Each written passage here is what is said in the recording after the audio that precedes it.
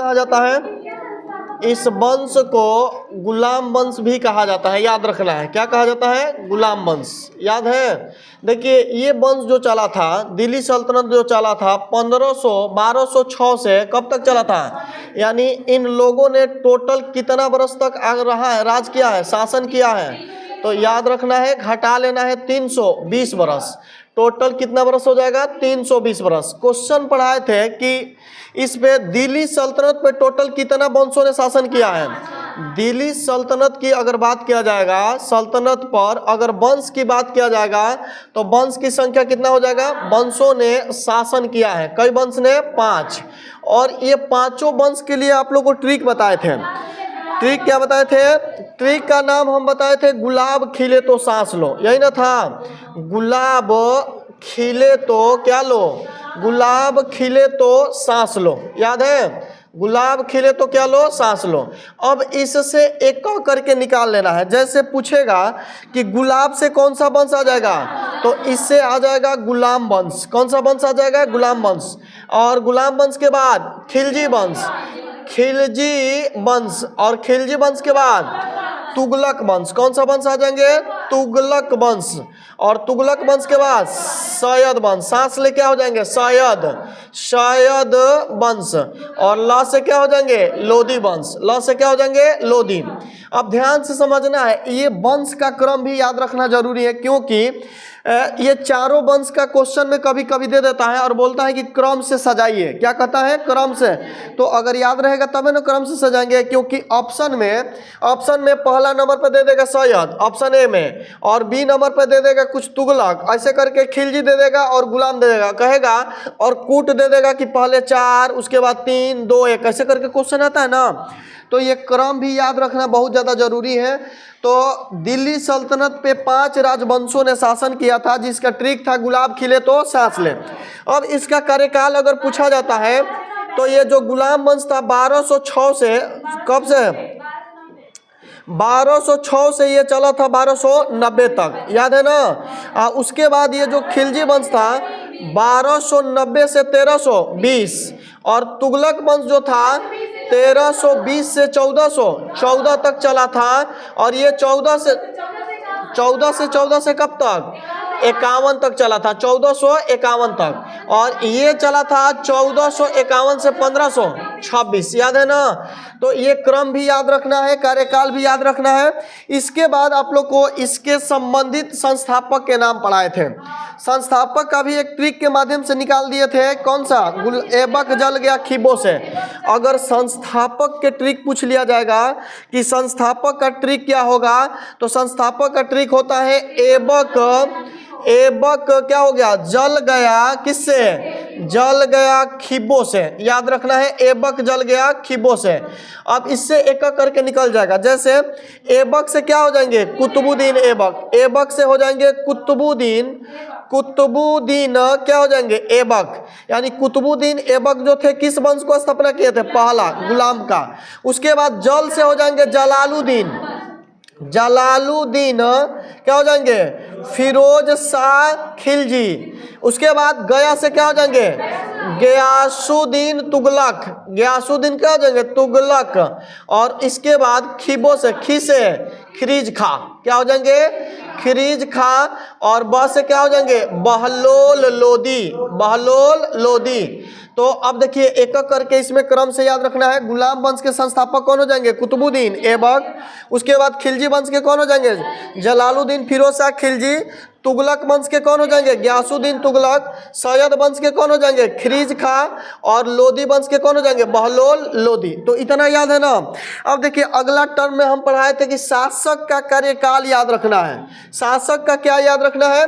शासक के अगर पूछा जाएगा कार्यकाल मतलब सबसे ज्यादा सबसे कम कौन है वंश का, तो याद रखना है यहाँ कर वंश शासक नहीं होगा, क्या होना चाहिए? वंश। वंश का टाइम पीरियड के ट्रिक जो पढ़ाए थे हम, वह ट्रिक क्या था? बोलिए। तुगलक सखी। क्या था? तुगलक सखी। तुगलक क्या हो जाएंगे? सखी। देखो टी से हो जाएंगे तुगलक वंश। कौन सा वंश? तुगलक वंश। ग से नहीं, गुलाम वंश होता है। ग से कौन सा वंश? गुलाम वंश। ल से लोदी वंश। क से हाँ, क से कुछ नहीं होता है, कोई वंश नहीं होता है। क मतलब वहाँ के सजाने के लिए स से सयद वंश, सयद वंश। खी से खिलजी वंश, ठीक है, खिलजी वंश। अब इसमें पूछा जाता है कि कौन सा कितना बरस काम किया है, कितना बरस शासन किया है, इसको सजाना है। तो ये जो था क्या बोला जाता है, तुगलक वंश था, जो कितना बरस टोटल 94 बरस। कितना बरस 94। गुलाम वंश कितना बरस 84 बरस। और लोधी वंश 86 नहीं 76 बरस। कितना बरस, ये हो जाएंगे 76 बरस, इसको याद रखना है। सयद वंश कितना बरस 37 बरस और खिलजी वंश 30 बरस। तो क्वेश्चन अगर पूछ लिया जाएगा कि दिल्ली सल्तनत पे सबसे ज़्यादा शासन करने वाला वंश कौन था, तो क्या कहेंगे, तो इसको लिखेंगे कि दिल्ली सल्तनत पे सबसे ज़्यादा शासन किया है। दिल्ली सल्तनत पर शासन सबसे ज़्यादा किसने किया था, सर्वाधिक शासन कौन सा वंश कर रहा है, सर्वाधिक शासन था तुगलक वंश का, ये भी याद रखना है। और सबसे कम पूछेगा तो सबसे कम कौन सा वंश हो जाएंगे, सबसे कम होंगे खिलजी वंश, कम है शासन इसका। बात समझ में आया, तो ये भी याद हुआ, संस्थापक, उसके बाद उसका कार्यकाल, उसके बाद वंश का क्रम और सबसे ज़्यादा शासन और सबसे कम। बताइए तो तुगलक वंश कितना बरस शासन किया है 94, गुलाम वंश कितना बरस 84, और उसके बाद तुगलक के बाद क्या हो जाएंगे, उसके बाद 37, कौन सा वंश था सयद, और लोधी खिलजी वंश कितना था 30। तो ये याद हुआ। अब हम स्टार्ट करेंगे एक एक करके। इसमें का पहला वंश जिसका नाम क्या था, गुलाम वंश। पहला वंश का नाम क्या था, गुलाम वंश। ध्यान से समझना है गुलाम वंश को। देखिए सबसे पहला क्वेश्चन है कि गुलाम वंश को गुलाम क्यों कहा जाता है। याद है आप लोग को, गुलाम वंश को गुलाम इसलिए कहा जाता है, गुलाम वंश को गुलाम क्यों कहा जाता है, तो गुलाम इसलिए कहा जाता है क्योंकि इसके जो संस्थापक थे, क्योंकि इसके संस्थापक जो थे कौन थे, इसके संस्थापक कुतुबुद्दीन कौन हो जाएंगे, ऐबक किसका गुलाम था, हाँ ऐबक गौरी का गुलाम था। किसका गुलाम था, गौरी का गुलाम था, इसलिए इस वंश को क्या कहते हैं, गुलाम वंश कहते हैं। बात समझ में आया, इतना बातें समझ में आ रहा है ना। अब देखिए, अब याद रखना है, ये जो गुलाम वंश था इसको और नाम से जाना जाता है। जैसे क्या कहा जाता है, तो इस वंश को क्या कहा जाता है, ममलूक वंश। क्या कहा जाता है, ममलूक वंश भी कहा जाता है। उसके बाद इलबरी वंश भी कहा जाता है। कौन सा वंश कहा जाता है, इलबरी वंश भी कहा जाता है। और दास वंश के भी नाम से जाना जाता है। दास वंश के नाम से क्या किया जाता है, नाम से जाना जाता है। तो याद रखना है, गुलाम वंश को और नाम है। कौन कौन सा नाम हो जाएंगे, तो गुलाम वंश का और नाम में हो जाएगा कौन सा नाम, ममलूक वंश। कौन सा वंश, उसके बाद इलबरी वंश और उसके बाद दास वंश। तो बात समझ में आया। कभी क्वेश्चन में देगा कि ममलूक वंश किस वंश का नया नाम है, तो गुलाम वंश का। इलबरी किसको बोला जाता है, इसी को। दास वंश किसको कहा जाता है, इसी को। तो इतना समझ में आया। अब ध्यान से समझना है, इनके संस्थापक कौन होंगे, फाउंडर कौन होंगे, कुतुबुद्दीन ऐबक। संस्थापक का नाम याद रखना है, कुतुबुद्दीन क्या हो जाएंगे, ऐबक। बात समझ में आ जाएगा ना, ये लिख रहे हैं तो कुतुबुद्दीन ऐबक इसके क्या है, संस्थापक। ध्यान से समझना है, ये कुतुबुद्दीन ऐबक जो था एक ऐसा शासक था, इन्होंने सुल्तान के न ही सुल्तान के उपाधि,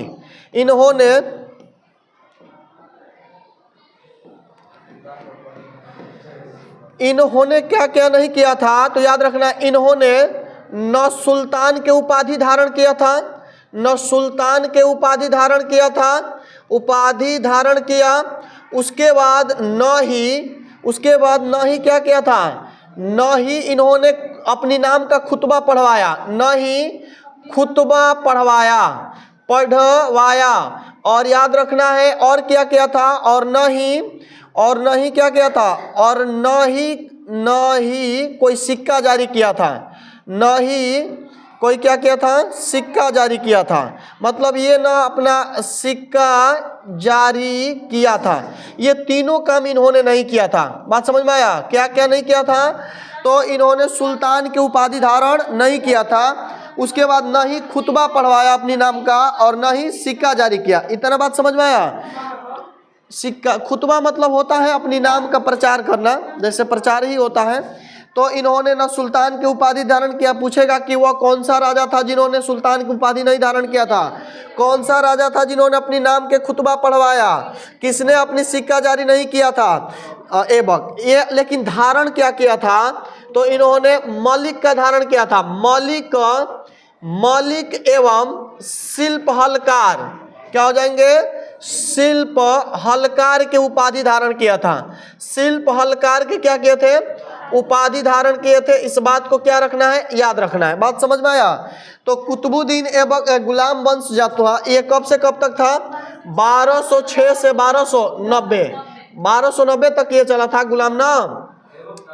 ऐबक का हुआ था 1210 तक। तो गुलाम वंश को गुलाम इसलिए कहा जाता है क्योंकि जो इसके संस्थापक बनाए गए थे कुतुबुद्दीन ऐबक, वह खुद क्या थे? किसी व्यक्ति का गुलाम थे। वह व्यक्ति कौन था? तो गौरी। और इस वंश को याद रखना है, ममलूक वंश कहा जाता है, इलबरी वंश कहा जाता है, दास वंश कहा जाता है। इसके संस्थापक कुतुबुद्दीन ऐबक हैं। और इन्होंने क्या किया था कि न सुल्तान के उपाधि धारण किया था, न ही अपनी नाम का खुतबा पढ़वाया, न ही सिक्का धारी किया। तो धारण क्या किया था? तो धारण किया था इन्होंने मलिक एवं शिल्पहारकार की उपाधि। क्या धारण किया था? मलिक एवं शिल्पहार की उपाधि। देखिए, हाँ, शिल्पहार मतलब होता है ना, जैसे शिल्प बनाने वाले व्यक्ति को शिल्पहार कहा जाता था दिल्ली सल्तनत में। तो ये वैसा कुछ नहीं किया था अपने दरबार में, ठीक है। अब आराम से समझिए। और क्वेश्चन पूछ लिया जाता है। इनको 3 नाम से जाना जाता था। ये व्यक्ति जो थे कुतुबुद्दीन ऐबक, अपनी जनता से बहुत ज़्यादा ये प्यार करते थे, जनता को बहुत ज़्यादा मानते थे, ठीक है।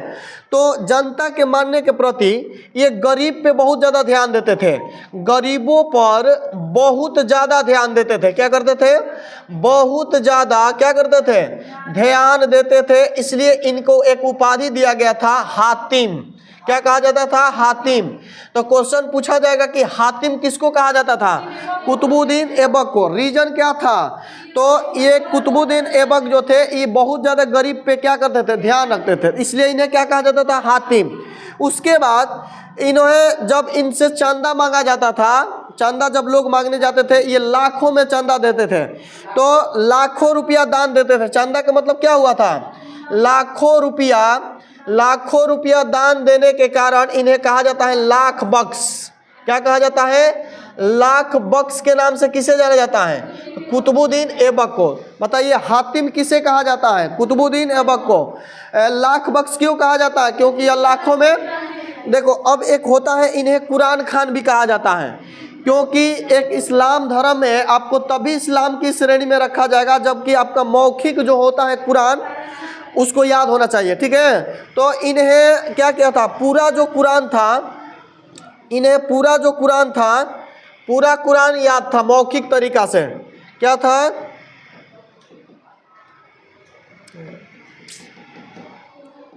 इन्हें क्या था? इन्हें पूरा कुरान याद था, पूरा कुरान याद था। इसलिए इन्हें क्या कहा जाता है? इसलिए इन्हें कुरान खान कहा जाता था। क्या कहा जाता था? कुरान खान कहा जाता था। ये भी बात याद हुआ? बोलिए। पूरा कुरान याद था, इसलिए इन्हें क्या कहा जाता था? कुरान खान के नामों से इन्हें क्या किया जाता था? जाना जाता था। तो इनको 3 गो बात से जाना जाता था। हातिम कहा जाता था, लाख बख्श कहा जाता था, और कुरान खान कहा जाता था। किसको? कुतुबुद्दीन ऐबक को। गुलाम वंश का अन्य नाम क्या था? तो ममलूक वंश, इलबरी वंश और दास वंश। इसके फाउंडर कौन थे? कुतुबुद्दीन ऐबक। और इन्होंने सुल्तान की उपाधि न धारण किया, न अपनी नाम की खुतबा पढ़वाया, और न ही कोई सिक्का जारी किया। याद है इन्होंने क्या धारण किया? तो मलिक एवं शिल्पहारकार के क्या किए थे? उपाधि धारण किए थे। समझ में आया? अब देखिए, अब इनके दरबारी कवि था। इनके दरबारी कवि का नाम क्या था? बताइए। कुतुबुद्दीन ऐबक के दरबारी कवि 2 लोग रहते थे। मतलब इनके दरबार में दरबारी कवि का नाम, दो लोग था, कवि है जिसका नाम था, पहला कवि का नाम था मिनहाज उज सिराज। ये पूछा गया क्वेश्चन है, दरोगा में पूछा गया है कि मिनहास ऐसे लिखा जाता है, उस सिराज किसके दरबारी था? तो सिराज ये किसके दरबारी था? तो कुतुबुद्दीन ऐबक का। दूसरा जो इनके दरबारी थे जिसका नाम था हसन निजाम। कौन थे? हसन निजाम। और ये भी व्यक्ति, ये दोनों लोगों ने एक पुस्तक, मतलब पुस्तक लिखा है अपने इस व्यक्ति ने। तो क्वेश्चन एक बार के पूछ लिया जाता था कि हसन निजाम जो था, मिनहाज उस सिराज जो था, ये किसके दरबार में रहता था? कुतुबुद्दीन ऐबक का। उसके बाद हसन निजाम किसके दरबार में रहता था? कुतुबुद्दीन ऐबक का। क्लियर है? अब इन्होंने पुस्तक लिखा था जिसका नाम था तबकात ए नासरी। तब क्या हो जाएंगे? तबकात ए नासरी किसका बुक हो जाएगा? बोलो। हाँ, इनका बुक का नाम था तबकात ए नासरी। तबकात ए क्या हो जाएंगे? नासरी। तबकात ए नासरी किसकी बुक थी? तो इन्हीं का बुक था। बात समझ में आया? और इनका बुक का नाम था ताज उज नासरी। बोलो, हसन निजाम की बुक का नाम क्या था? ताज उस नासरी। तो दोनों का बुक याद रखना है। और दोनों ये कुतुबुद्दीन ऐबक के क्या है? दरबारी थे। बोल, मिनहाज उज सिराज अगर पूछ लिया जाएगा कि मिनहाज उज सिराज किसके दरबारी थे? कुतुबुद्दीन ऐबक का। बुक क्या लिखे थे? तबकात नासरी। पूछेगा कि हसन निजाम जो थे ये क्या लिखे थे? तो ताज उज नासरी। क्लियर है? अब देखिए, इनका सेनापति और गुरु दोनों लोग थे। पूछेगा कि कुतुबुद्दीन ऐबक के सेनापति कौन था? सेनापति कौन था? तो सेनापति आराम से हम लगाएंगे, जिसका नाम क्या था? बख्तियार खिलजी। कौन था? बख्तियार खिलजी। याद है बख्तियार खिलजी के बारे में? बताए थे क्या? 1198 में, 1198 ईस्वी में इन्होंने क्या किया था? नालंदा विश्वविद्यालय को ध्वस्त करके क्या बनाया था? हाँ, बिहार शरीफ विश्वविद्यालय को ध्वस्त कर दिया। नालंदा विश्वविद्यालय को क्या कर दिया? ध्वस्त कर दिया। और ध्वस्त करने के बाद एक जगह स्थान बनाया, जिसका स्थान का नाम क्या था? बोलो, बिहार शरीफ। क्या नाम रखा गया? बिहार शरीफ। तो इतना बातें समझ में आया? अगला क्वेश्चन पूछा जाएगा कि कुतुबुद्दीन ऐबक के गुरु कौन था? तो कुतुबुद्दीन ऐबक के गुरु के अगर नाम पूछा जाएगा तो गुरु हो जाएंगे बख्तियार काकी। क्या हो जाएंगे? बख्तियार काकी। बात समझ में आ रहा है? और बख्तियार काकी अपने गुरु के समान में इन्होंने कुतुब मीनार क्या बना था? कुतुब मीनार। अपने गुरु के समान में, अपने गुरु के समान में क्या बनाए थे? समान में इन्होंने कुतुब मीनार बनाया था। समान में क्या बनाया था? कुतुब मीनार। याद रखना है, कुतुब मीनार से क्वेश्चन पूछा जाता है, ध्यान से समझिएगा। तो इतना बातें समझ में आया? बोलिए, कुतुबुद्दीन ऐबक के दरबारी कवि कौन था? मिनहाज उज सिराज। उसके बाद हसन निजाम। इनके सेनापति कौन थे? बख्तियार खिलजी। बख्तियार खिलजी क्या किया था? नालंदा विश्वविद्यालय को ध्वस्त किया 1198 में और बिहार शरीफ नगर बसाया। इनके गुरु पूछा जाएगा तो काकी। और इन्हीं के समान में इन्होंने क्या बनाए थे? कुतुब मीनार। क्या बनाए थे? कुतुब मीनार बनाए थे। अब कुतुब मीनार से क्वेश्चन पूछ लिया जाता है। देखिए, कुतुब जो मीनार था, कुतुब मीनार से क्वेश्चन क्या पूछ लिया जाता है? सबसे पहले ये गए थे अफगानिस्तान के दौरा करने। कौन? कुतुबुद्दीन ऐबक। मतलब अफगानिस्तान में जब गए तो वहाँ एक क्या मिला था? जामा मीनार मिला था। और उस जामा मीनार को देखकर इनके मन में लालसा यह लगा कि हम भी भारत में एक मीनार बनाएंगे।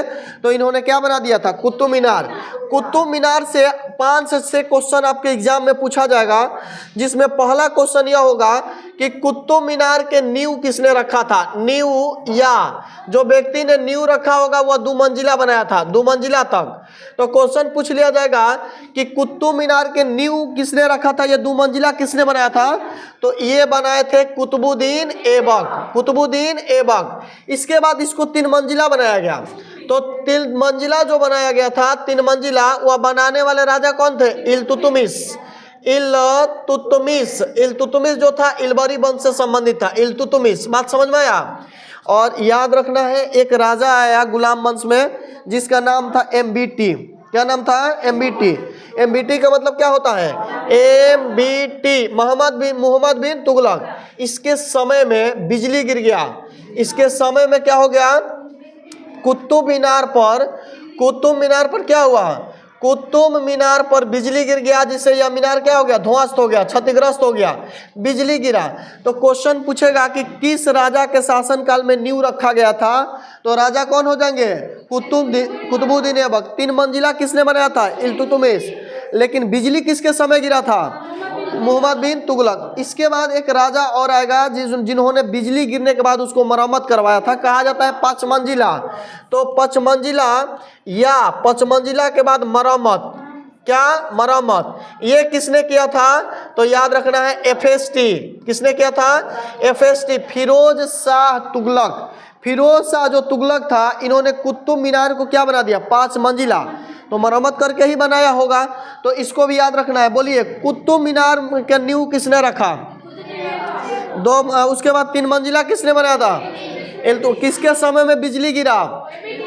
मोहम्मद बिन तुगलक। 5 मंजिला किसने बनाया था?